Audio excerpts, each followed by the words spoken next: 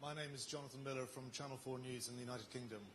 I'd also like to address a question to President Mahinda Rajapaksa to follow the last question of my colleague from Ceylon today. I would like to ask you whether you will indeed launch an investigation into war crimes, alleged war crimes in this country, as requested today by the British Prime Minister and also by the UN High Commissioner for Human Rights. And if so, how far up the chain of command will that investigation go? Thank you. So we have appointed the LLRC. Then everybody was said against it, saying that it will never happen, and it happened. We applied it. Now we have obliged to most of the proposals that they told us, and we are implementing it. We need time for some, and we have appointed a committee in Parliament to look into some matters, and we have appointed a commission for disappearance and missing persons commission. They have already started the investigation. So we have done what we can do. But there are other countries that after 40 years, they still couldn't send their reports published.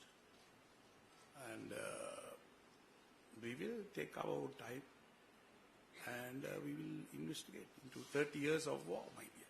It's not 1 year, 1 day or 2 or 5 years. It went up for about 30 years. It's nearly 30 years of war. People died. The youth died, because there are young girls from all over the country. I can see some of them here. So they didn't have a life. I mean, the end of the war itself has saved the lives of so many youth, whether it is in the north or the south. So we have done that. Is it a crime?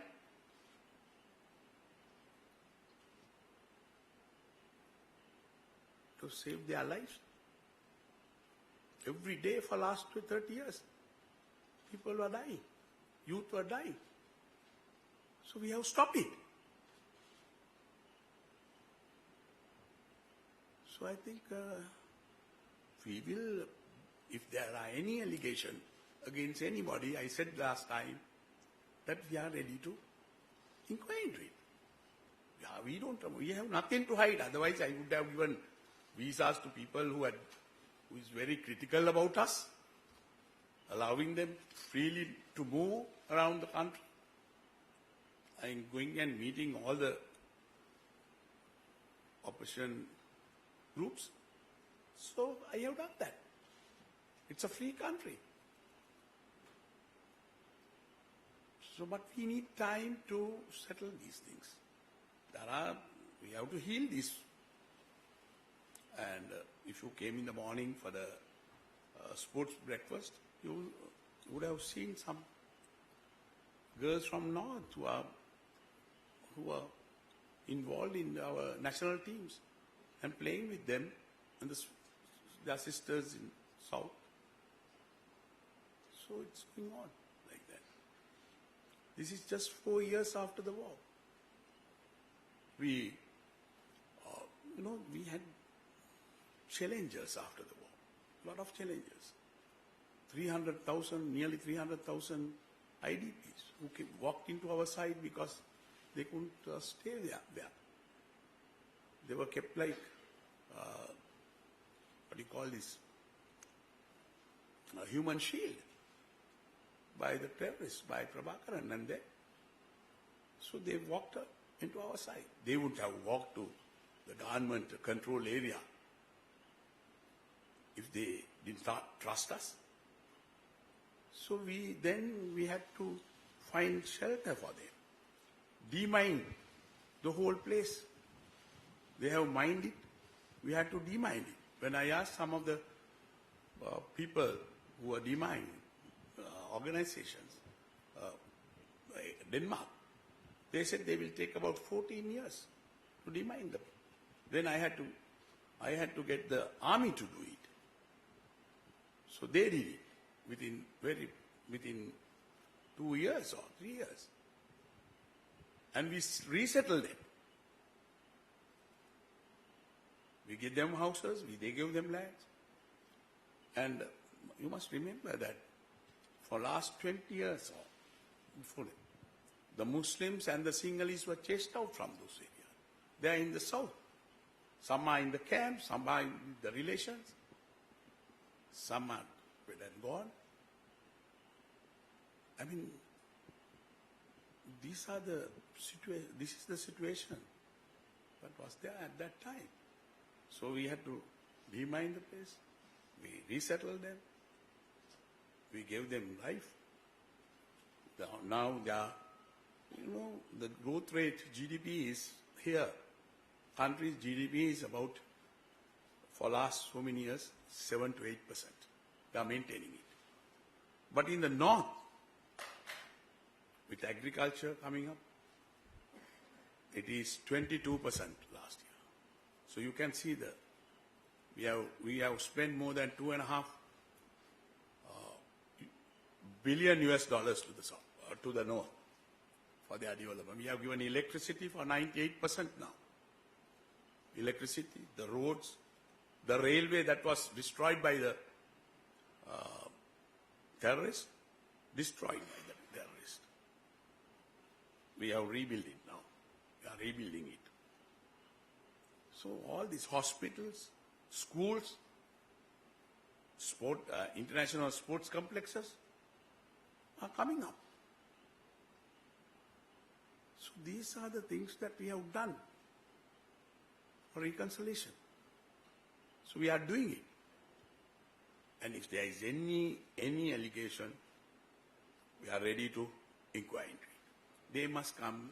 Most of them are gone to various countries. They are enjoying there. They have never come here.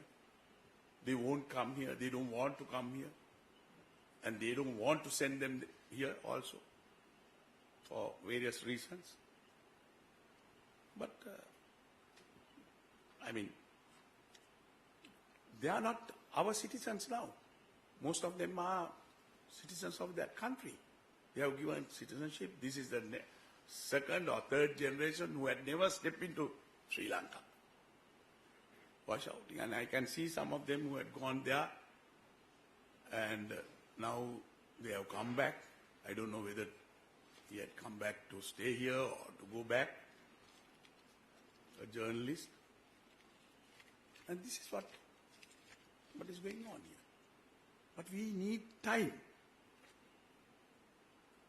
So in some countries, still it is going on. The name of democracy. We try to change regimes. What happened? Are you satisfied with them? Are you satisfied with the situation there in those countries? Is there any democracy in this? So see, I don't want to name these countries. Some reports that has been undertaken to give in 2 years or 6 months, had taken 40 years. Taken 40 years, it has not come out. I don't want to mention countries and accuse anybody. I know the difficulty, though they won't understand our issue, our problems. So this is what we are saying. Look into this. Decide on. Don't listen to one side story. Listen to both sides. That's why I said, meet our ministers, meet our officials. I am ready to tell them to answer you. What? This is what I have to say. And thank you for giving me this opportunity today.